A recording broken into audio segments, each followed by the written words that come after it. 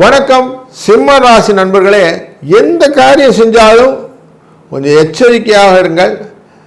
அவசரப்படாதீங்க. லேட்டானாலும் லேட்டஸ்ட்டாக வரும்னு வச்சுக்கிடுங்க.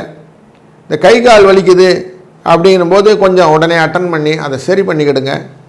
உங்கள் ஆரோக்கியத்தை கவனமாக வச்சுன்னா சுவர் இல்லாமல் சித்திரம் கிடையாது. அதனால் கொஞ்சம் அதையும் பார்த்துக்கிடுங்க.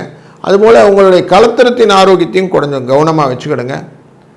வருடனுடைய பின்பகுதியில் மார்கழி மாதத்துலேருந்து இந்த பாக்கிங்கள்னு சொல்லக்கூடிய கடன் வசூலெல்லாம் நடக்கும். அதெல்லாம் கேபிட்டலைஸ் பண்ணிக்கிடுங்க. இந்த வருடத்தில் கடன் கொடுத்தா திரும்ப வராது. அதனால் கடன் கொடுக்கறத விட்டுடுங்க.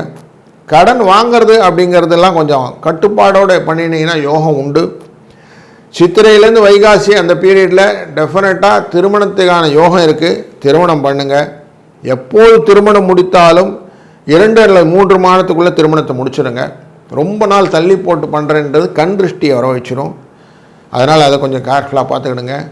தொழில்துறையில் முடிந்த வரைக்கும் கஷ்டப்பட்டு உழைச்சா அதுக்கான பணம் உண்டு. ஆனால் வருமானம் குறையிறதுன்னு வருத்தம் உண்டு. உத்தியோகத்தில் இருக்கிறவங்களுக்கு நல்ல வேலை கிடைக்கும், கவலைப்பட வேண்டாம். மாணவர்கள் கடுமையாக உழைத்தால் மட்டுமே மதிப்பெண்கள் நன்றாக கிடைக்கும். அதனால் உழைப்பு உயர்வுக்கு வழி அப்படிங்கிறத மனதில் நிறுத்தி கொள்ளுங்கள். வாழ்க வளத்துடன்.